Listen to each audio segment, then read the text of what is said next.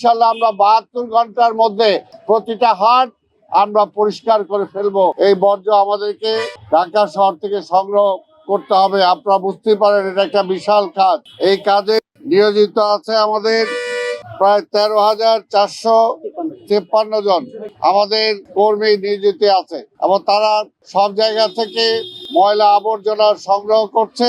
সেগুলোতে তারা এসকেএসে নিয়ে আসবে। এখান থেকে তারপরে আমাদের মাতোয়াইলে যে ডাম্প করার যে জায়গা আছে সেখানে তারা আমাদের ট্রাক করে সেগুলো নিয়ে যাওয়া হবে। যানবাহন 2117টাই আমরা ব্যবহার করছি। আশা করি যেটা আমাদের সাফিসিয়েন্ট হবে। আপনাদেরকে আমি ধন্যবাদ জানাই আপনাদের মাধ্যমে নগরবাসীকে। আজকে পুরোপুরি না হলেও নগরের অনেক জায়গায় আমরা দেখেছি, কিছু কিছু জায়গায় আমরা দেখেছি এটার ব্যর্থ ঘটেছে। বিশাল পরিমাণ বর্জ্য যত্রতত্র তারা সেগুলো ফেলেছে। আপনাদের মাধ্যমে তাদেরকে আমরা একদিকে শুভেচ্ছা জানাই, আরেকদিকে আবার সচেতন হওয়ার জন্য অনুরোধ করব। আপনারা দেখেছেন বিভিন্ন জায়গায় আমরা বলেছি, তারপরেও তারা গরুর যে বর্জ্য সেই নাড়ি ভুঁড়িগুলো ছিঁড়ে সেগুলোর গোবর ড্রেনের মধ্যে ফেলেছে। এটা পরিষ্কার করা আমাদের জন্য খুব কষ্টকর ব্যাপার। আমাদের পরিচ্ছন্ন কর্মচারীদের জন্য এটা কষ্টের ব্যাপার।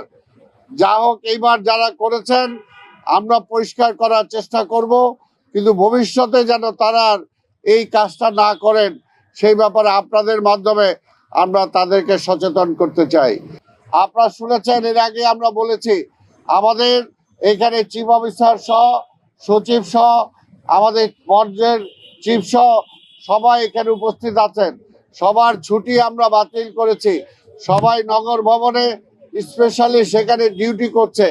কাজে আপনারা যে কোথাও যদি কোনো খবর পান, সাংবাদিক ভাই বোনদের আমি অনুরোধ করব আপনারা যদি আমাদেরকে জানান, পরিষ্কার করার জন্য আমরা চেষ্টা করব।